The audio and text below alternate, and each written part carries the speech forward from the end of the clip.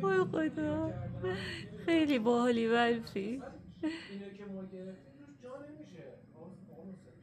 یعنی آره اصلا ببین اصلا ما نگاه کن نگاه کن، الان میفته اون پشت. آه یعنی باید بیایم حقیقت ماجرا رو همه رو تیشه بزنیم. خیلی عقب کجا افتاد ماما؟ اون پشت. بره داخل. پس من یه آجر رو بیا بیا این وره، این وره فعلا. حالا دو تا آجر چون من بزرگه دیگه. برفی این بره این داخل. وره، این وره ماما، نگاش کن.